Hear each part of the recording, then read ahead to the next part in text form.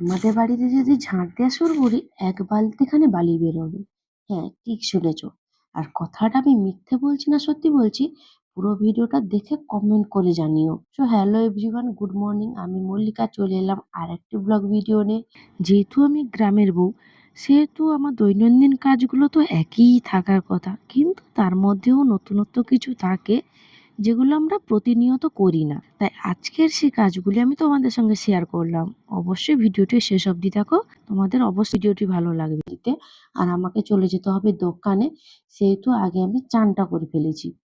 গোবর জল ফেলা ঝাড় দিয়ে তো মা তো সকালে করেই রাখে, দিয়ে দোকানটা তো খুলেই ফেলে, সেটা আমি আগের ভিডিওতে তোমাদের সঙ্গে শেয়ার করেছি। তো মেয়েকে খেতে দেওয়ার সময় আমি একটু সেই বাহানায় রোদ ফুইয়ে নিলাম, কারণ শীতের সময় তো জানো হাউস ওয়াইফদের কিছু বাহানায় যদি একটু রোদ পাওয়া যায় তাহলে সে কেনই বা হাতছাড়া করবে। তো আমিও মেয়েকে শ্বশুরকে খেতে দেওয়ার সময় একটু রোদ ফুইয়ে নিলাম। মেডিসিনটা খেয়ে কি করলাম, আমি আমাকে একটা মেডিসিনটা খাওয়ার পর আমি একটা পিঠে ছিল সেটা আমি গুড় দিয়ে খেয়ে নিলাম। হ্যাঁ, বাসি পিঠে কিন্তু আমার খেতে খুব ভালোই লাগে। প্রথমেই চলে গেলাম আমার উনুনটা নাতা দিতে। যেহেতু আমি কালকে দোবাখা উনুনে রান্না করেছি, সেহেতু আমি দোবাখা উনুনটা নাতা দিয়ে নিলাম। নাতা দেওয়ার পরে আমি ভাবলাম যে ঘরটা আগে ঝাঁটিয়ে নিই।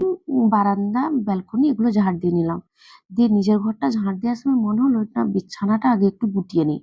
তো আগে আমি বিছানাটা ক্লিন করে নিলাম। আর এই ঝাঁট দিচ্ছি দেখো কত বালি। হ্যাঁ, প্রচুর বালি। কেন, আমাদের ঘর হচ্ছে বালি এরিয়া, এটা এঁটেল মাটি এরিয়া নয়, এতটাই বালি। তারপরে আবার এই উত্তরার সময় বালিগুলো কেমন একটা যেন ধুলোর মতো হয়ে যায়। তো সেগুলো পায়ে পায়ে করে সারাদিনে মানে প্রায় এক বালতির মতো ভর্তি করে বালি বেরোয়। লোকে দেখলে মনে করবে যে এদের বাড়ি যেন মাস কি বছর খানে ঝাঁট দেয়নি। কিন্তু এমন নয় গো বন্ধুরা, প্রতিদিন দুবেলা ঝাঁট দেওয়া হয়, কিন্তু তবুও এত বালি। তো যাই হোক, আমি আমার ঝাঁটটা দিয়ে কমপ্লিট করে নিলাম। ঝাঁট দেওয়ার পরে চলে এলাম হাজবেন্ডকে খেতে দিতে। এখন কিন্তু বাজে প্রায় 11:30। তো ওর জন্য চেরা ধুয়ে নারকেল দিয়ে আমি খাবারটা রেডি করে দিয়ে চলে গেলাম সোজা ছাদে। না না না, রোদ পোয়াতে নয়, সকাল থেকে যে জামা কাপড়গুলো ভেজানো ছিল বরের মেয়ের, তো আমি সেগুলো, নিজের শাড়ি, সেগুলো আমি ধুতে চলে গেলাম। তো ছাদে গিয়ে দেখি শাশুড়ি মা ওনার কাপড়গুলো ধুচ্ছে। তো আমি সেই সুযোগে একটু রোদ পুইয়ে নিলাম। সত্যি রোদটা কিন্তু খুবই ভালো লাগছিল। ইচ্ছে করছিল না কোনো কিছু করতে, কিন্তু তো করতেই হবে, রান্না করতে হবে, যেহেতু 12টা প্রায় বেজে গেল কাপড় ধুতে। তো জামা কাপড়গুলো ধুয়ে নিলাম। দেখতেই পাচ্ছ যে কিভাবে পুরো ছাদ জল ভর্তি হয়ে গেছে। তো যাই হোক, ওই জলগুলো কিন্তু অটোমেটিক শুকিয়ে যাবে রোদ লেগে। তো দেখো বন্ধুরা, কতগুলো জামা কাপড় কেচেছি আর ছাদের চারিদিকে কিভাবে শুকিয়ে দিয়েছি। জামা কাপড় শুকিয়ে সোজা চলে গেলাম বাসন মাজতে। হ্যাঁ, এখনো বাসন মাজা হয়নি। তোমরা সবাই অবাক হবে, এদের ঘরে কি কিছু বলে না, 12টা অব্দি বাসন পড়ে আছে।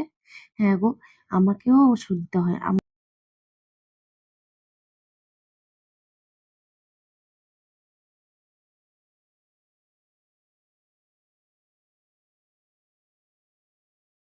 তো দেখো, বাসন মাজতে মাজতে আমি কিন্তু এদিকে ভাত হাঁড়িটাও বসিয়ে ফেলেছি। আমার ইচ্ছা হলো আজকে একটু বাইরে রান্না করি, কারণ ঘরের ভিতরে ঠান্ডা ঠান্ডা লাগছে তো। চলো আজকে আমার রান্নার মেনুগুলো তোমাদের সঙ্গে শেয়ার করি। মাছের ঝোল, 2 পিস মাছ আছে, মাছের ঝোল। আর পাটিয়া, রূপা পাটিয়া মাছে পাকা তেঁতুলের টক। আর মাছ ভাজা। তো দেখছো এখানে আমার ভাত হাঁড়িটা কিন্তু অলরেডি হয়ে গেছে। আমি তো ভাত হাঁড়িটাতে নাতা দিয়ে নিচ্ছি, যেহেতু কালি পড়ে গেছে এ উনান তো। তো ফেনাটা আমি ঝরিয়ে নিলাম। ফেনা তো আমাদের ছাগল খাবে, ছাগলের জন্য তো ফেনা রাখতেই হবে। তেলটা গরম হয়ে গেছে, মাছটা ভেজে নিলাম ফট করে।